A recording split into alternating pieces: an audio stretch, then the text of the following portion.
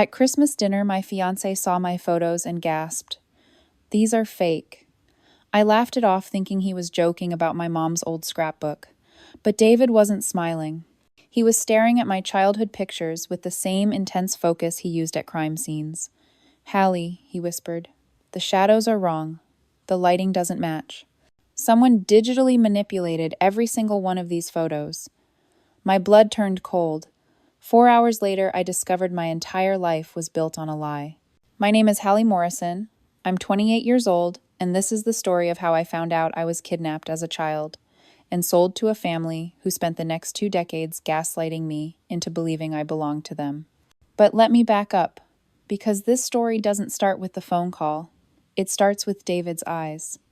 See, my fiancé is a forensic photographer for the NYPD. He spends his days documenting crime scenes, analyzing evidence, catching details that could mean the difference between conviction and acquittal. He has this way of looking at things, really seeing them, that most people don't. It's like he's got built-in lie detectors in his retinas. Christmas dinner at my parents' house in Westchester was going exactly as expected. Mom had outdone herself with the passive-aggressive commentary disguised as holiday cheer. Dad was doing his usual disappearing act behind the Wall Street Journal.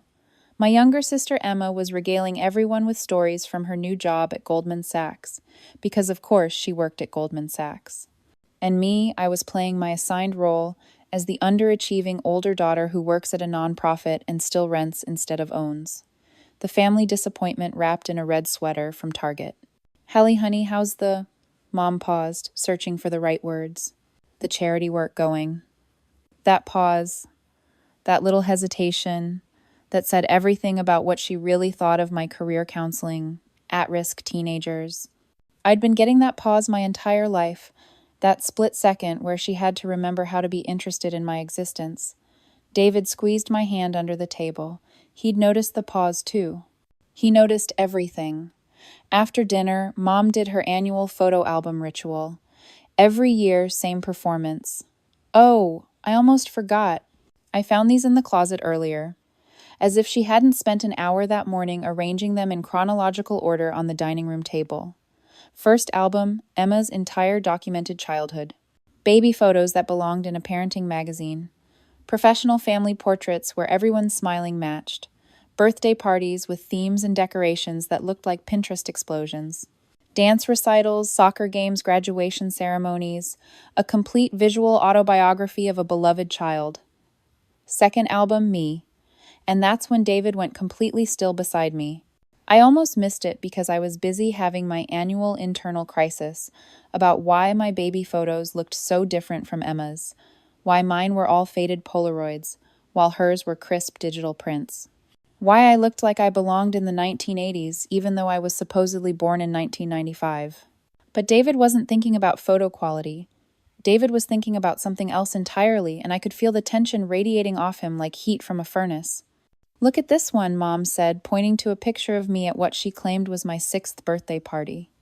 "You were so excited about that Barbie cake." I stared at the photo. There I was in a pink dress, sitting in front of a Barbie cake, surrounded by kids I didn't recognize. My smile was perfect. Too perfect. Like someone had drawn it on with a marker. David leaned closer, and I felt his breath catch. Then he did something that made my blood turn to ice water in my veins. He pulled out his phone and very discreetly started taking pictures of the photo album pages. "David," I whispered. He shook his head slightly. Not now, not here, but his jaw was clenched so tight I thought his teeth might crack. We made it through exactly 4 more minutes of family bonding before David suddenly announced we had to leave. "Early client meeting tomorrow," he said already, standing up and reaching for our coats. My parents barely looked up. Emma waved absently while texting someone. I kissed everyone goodbye like I always did, like I wasn't dying to know what had made my fiancé look like he'd seen a ghost. The moment our car doors closed, David turned to me with an expression I'd never seen before. Not anger, not confusion, but something deeper. Something that made my stomach drop into my shoes. "Hallie," he said very carefully, "how many birthday parties do you remember having as a kid?" What kind of question is that? A serious one. How many I thought about it, really thought about it. "I don't know. The usual amount." "Can you describe one?" "Anyone. Tell me about The decorations, the games you played, what kind of cake you had. I opened my mouth to answer and nothing came out. I tried to picture myself at 6 years old blowing out candles playing pin the tail on the donkey opening presents. Nothing. Not one specific memory. I started then stopped. Why are you asking me this? Instead of answering, David pulled out his phone and showed me the photos he'd secretly taken of the album pages. Look at these pictures, Hallie. Really look at them. I did. And slowly, like puzzle pieces clicking into place, I started to see what he'd seen. Every photo of me from ages 4 through 8 had the exact same smile. Not similar smiles, the exact same smile, pixel for pixel, muscle for muscle, tooth for tooth. The kind of identical repetition you only get when you copy and paste something in Photoshop. That's impossible, I said. But even as the words left my mouth, I knew they weren't. David swiped to the next photo. Look at the lighting on your face compared to everyone else in this picture. The lighting was wrong. My face was illuminated from the right, but everyone else's shadows fell to the right, meaning the light source was coming from the left. It was subtle, the kind of thing most people would never notice. But once you saw it, you couldn't unsee it. And this one, he continued showing me a photo of what was supposedly a family vacation to Disney World. Look at the edges around your body. There was a faint outline around my entire figure, like I'd been cut out of one photo and pasted into another. The background behind me was slightly blurred in a way that suggested digital manipulation. But the worst part wasn't the technical evidence. The worst part was the baby photos. Hallie David said softly, "Whose baby pictures are these?" He showed me a photo labeled, Hallie, 8 months old in mom's careful handwriting. The baby in the photo had bright blonde hair and blue eyes. I have dark brown hair and green eyes. I've had dark brown hair and green eyes my entire life. Maybe my hair changed color, I said weakly, from platinum blonde to dark brown. And your eye color too. I stared at the photo until my vision blurred. The baby was beautiful, chubby, and smiling, but she wasn't me. She couldn't be me. The bone structure was completely different. David, I said, and my voice sounded like it was coming from underwater. What are you telling me? I'm telling you that I think your childhood photos have been systematically digitally altered. I'm telling you that someone took a lot of time and effort to create a fake visual history of your early years. I'm telling you that the baby in these pictures is not you. The car suddenly felt too small, like the walls were closing in.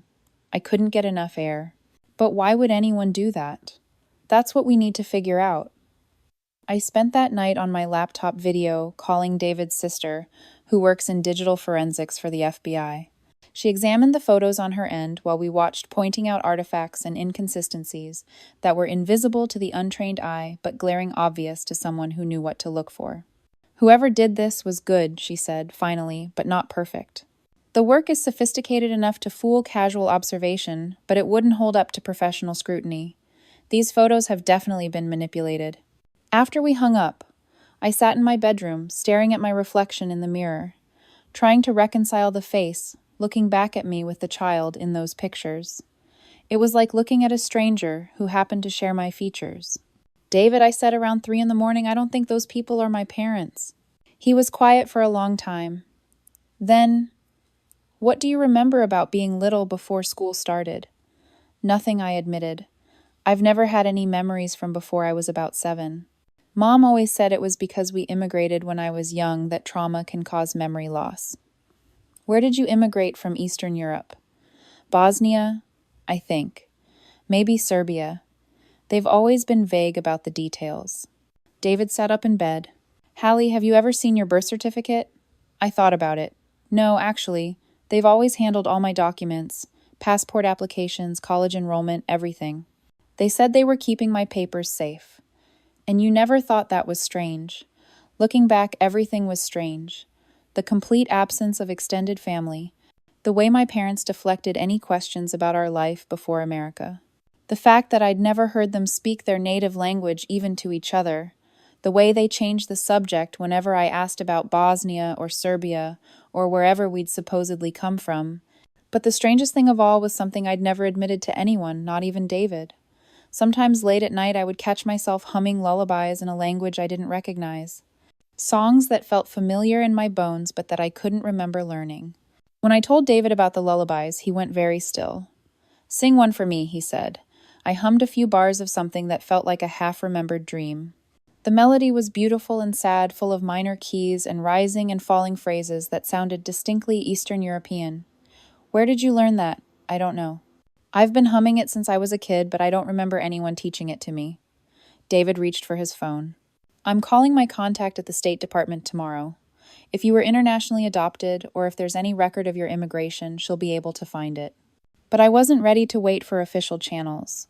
Something was clawing at the inside of my chest, a desperate need to know the truth that felt like drowning in reverse. I went to my laptop and started searching. I didn't know what I was looking for exactly, but I started with missing children databases. International adoption records, immigration statistics from the Balkan region in the 1990s, and then on page 3 of a Google search for missing children, Bosnia, Serbia, 1992nd, I found her. The photograph was small and grainy, part of a larger article about families separated during the Yugoslav wars. But the face looking back at me was unmistakably familiar. Not because it looked like me, though it did strikingly so, but because it was a face I'd seen before in dreams I'd convinced myself weren't memories. The caption read, "Marija Petrovic, 23, searching for her daughter Elena, 4, who disappeared during the evacuation of Sarajevo in 1996. If you have any information about Elena Petrovic, please contact." Elena. The name hit me like a physical blow, like someone had reached into my chest and squeezed my heart with their fist. Not Hallie. Elena. I stared at that photograph until my eyes burned at the face of a woman who was looking for a little girl who might have been me, who might still be me. David found me there at dawn, still staring at the screen, tears streaming down my face. "I found her," I whispered. "I think I found my real mother." And that's when everything that had been carefully constructed and meticulously maintained for 24 years began to fall apart. Because if Marija Petrovic was my real mother, and Elena Petrovic was my real name, then the people who raised me weren't just emotionally distant parents who happened to prefer their biological daughter. They were kidnappers. 7 hours later, I called 911. But before I made that call, before I opened a police investigation that would eventually destroy the only family I'd ever known, I did something else first.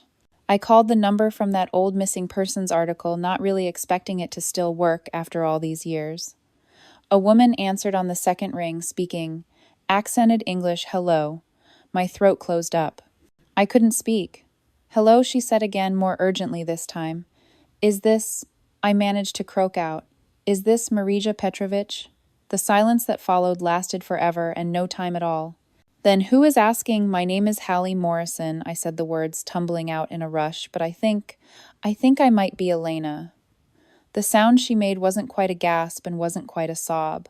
It was the sound of 24 years of grief and hope and desperate searching all colliding at once. "Elena," she whispered, and somehow impossibly I knew that voice. I knew it in the same place. I knew those lullabies in some deep corner of my heart that had been waiting my entire life to hear my real name spoken by my real mother. "I've been looking for you every day since you disappeared," she said through tears. "Every single day for 24 years. And that's when I knew with absolute certainty that everything I'd been told about my life was a lie. That's when I knew I had to call the police. That's when my real story finally began. 72 hours after discovering my entire life was built on a lie, I stood in the FBI field office in downtown Manhattan, being fitted with surveillance equipment that would help bring down an international child trafficking network. The wire is virtually undetectable. Special Agent Sarah Chen explained as she adjusted the tiny microphone against my collarbone, "But we need you to understand the risks. These people have operated successfully for over 30 years. They're not going to confess easily, and if they suspect you're recording the situation, could become dangerous very quickly." David paced behind me, his anxiety radiating through the small room.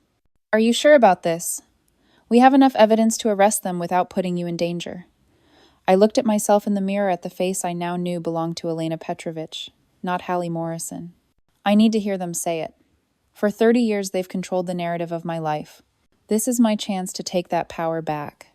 Detective Rodriguez reviewed the operation one final time. We'll have agents positioned around the house, but they won't move in unless you're in immediate physical danger or you give us the signal. Remember, we need them to admit to the kidnapping, the document forgery, and ideally any information about other victims. The drive to Westchester felt like traveling back in time.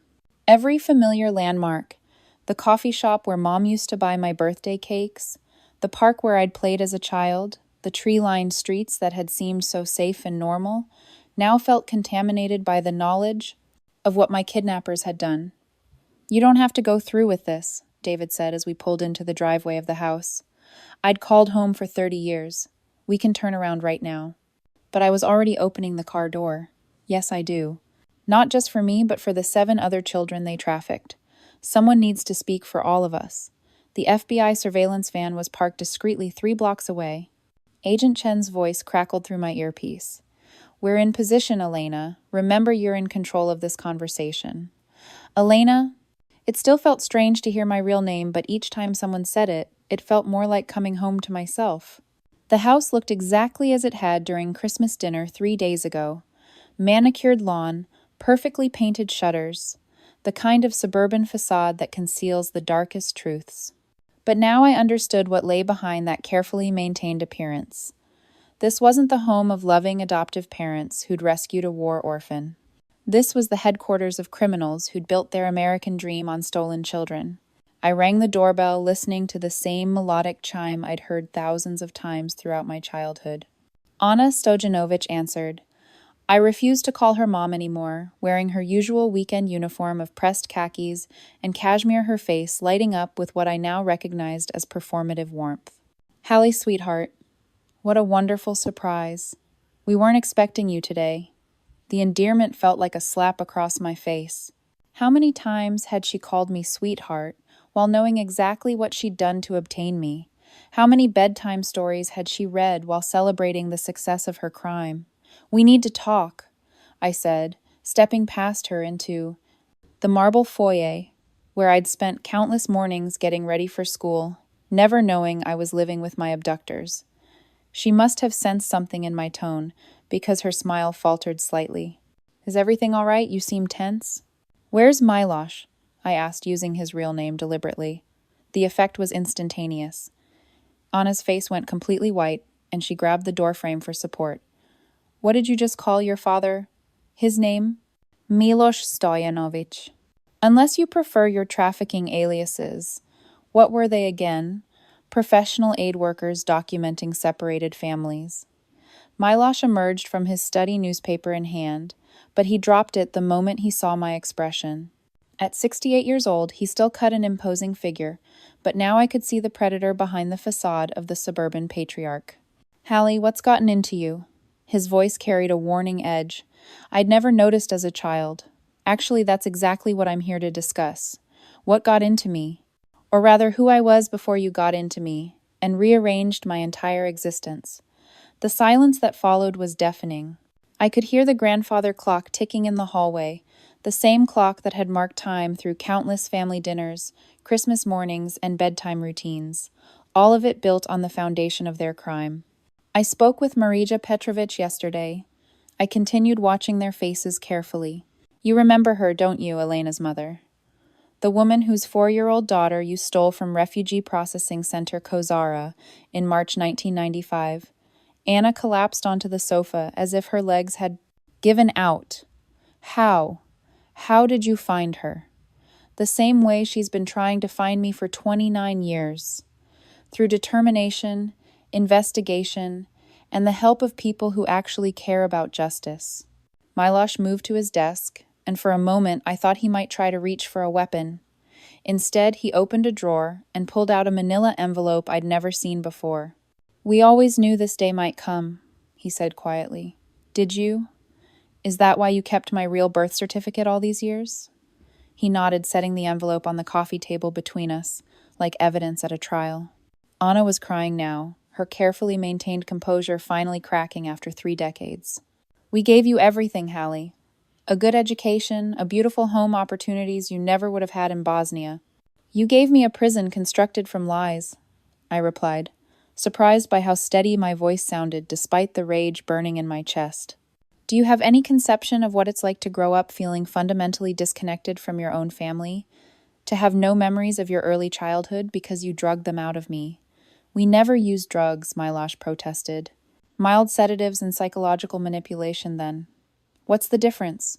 You stole my memories along with everything else. Through my earpiece, I could hear Agent Chen's voice. You're doing great, Elena. Keep them talking about the process. Tell me how it worked, I said. The whole operation. How does someone become professional child traffickers? The confession came slowly, like water seeping through cracks in a dam. They'd started as small-time smugglers during the Yugoslav wars, moving contraband across borders and forging documents for desperate families trying to escape the violence.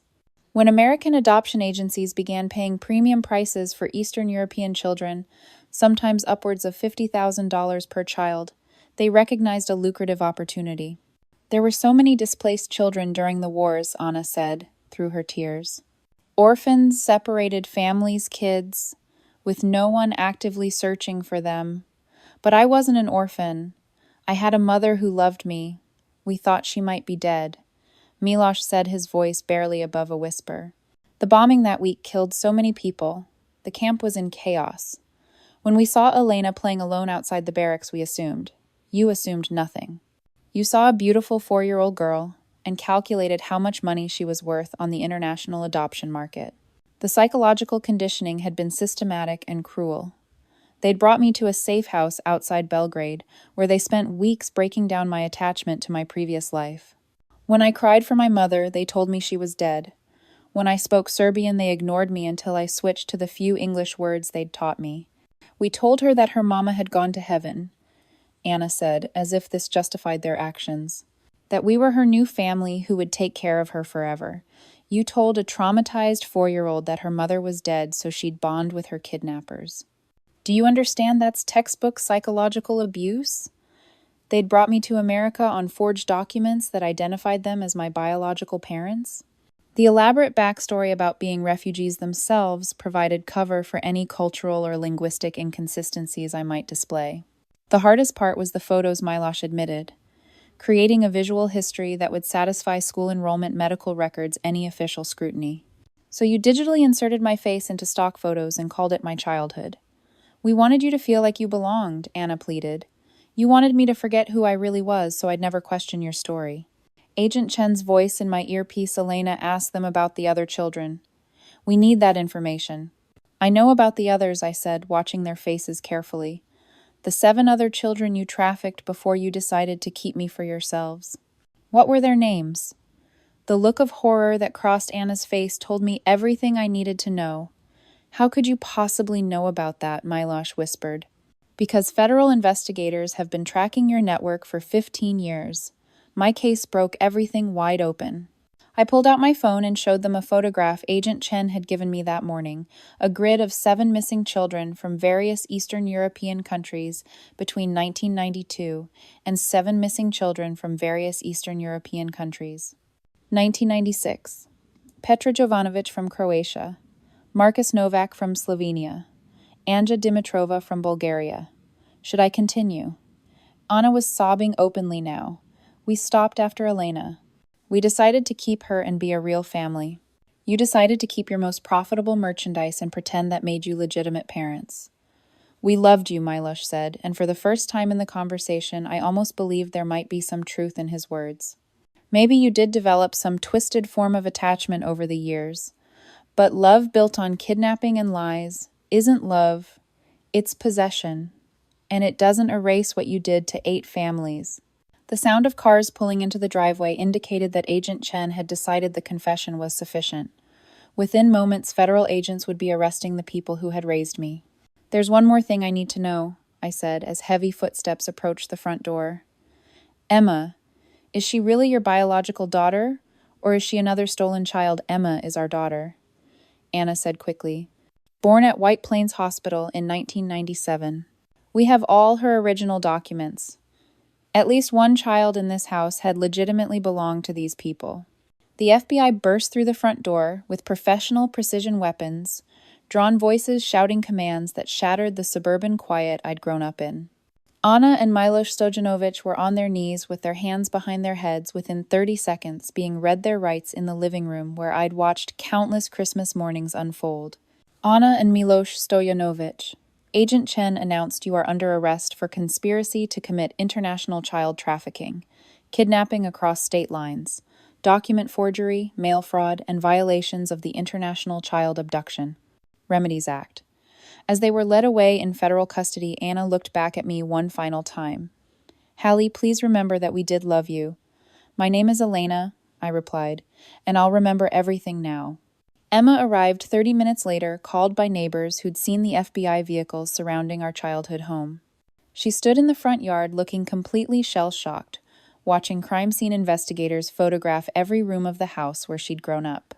I don't understand what's happening, she said, her voice small and lost. The neighbors are saying Mom and Dad were arrested for kidnapping. That doesn't make sense. How do you explain to someone that their parents are international criminals? That their sister was actually a trafficking victim? That everything they believed about their family was constructed on the destruction of other families? Emma, I heard, said gently, they're not who we thought they were. They're not who they pretended to be. Are you really not my sister? I looked at Emma. 27 years old, brilliant, successful, and completely innocent of her parents' crimes. We'd grown up in the same house, fought over the same toys, survived the same emotional manipulation from the same kidnappers. I'm still your sister, I told her firmly. Biology doesn't determine family. Love and loyalty do. You're the only real thing that came out of this house. She hugged me then, both of us crying in the driveway of a house that was no longer home to either of us, while federal agents cataloged evidence of crimes that had destroyed multiple families across 2 decades. That evening, David and I sat in our Brooklyn apartment, processing the magnitude of what had occurred. The wire equipment lay on our coffee table next to my real birth certificate, physical evidence of a day that had changed everything. How are you feeling? David asked, bringing me tea in the mug I'd had since college, one of the few possessions that still felt authentically mine. Exhausted, I admitted, but also relieved, I think. For the first time in my life, I know exactly who I am and where I come from. My phone buzzed with a message from Marija in Belgrade. She'd sent me a photograph from 1994, her holding baby Elena outside a hospital, both of us looking impossibly young and happy. Your daughter is coming home, I texted back in Serbian, using Google Translate to make sure I got the grammar correct. Moja Elena, she replied immediately. My Elena. 5 days later, I stood in the customs line at Nikola Tesla Airport in Belgrade, carrying a passport in my legal name for the first time in my adult life. Elena Marija Petrovic was going home to meet the mother who had never stopped searching for her. David squeezed my hand as we approached the immigration counter. Are you ready for this? Through the glass partition, I could see her waiting, Marija Petrovic, my real mother, holding a sign with my name written in both English and Serbian. She was older now, gray-haired and wearing glasses, but her face was unmistakably the one I'd inherited. When she saw me walking toward her, she dropped the sign and pressed both hands to her mouth, tears streaming down her face. Elena, she whispered as I approached, and hearing my real name spoken by my real mother felt like finally learning how to breathe properly. Mama, I replied in Serbian, a word I somehow remembered despite 30 years of suppression. We stood there holding each other in the middle of Belgrade Airport, 2 women who had been separated by crime and reunited by justice, while travelers streamed around us, carrying on with their ordinary lives. For the first time in 30 years, I was exactly where I belonged. But as I held my mother and felt the weight of 3 decades of separation, I realized this wasn't really an ending.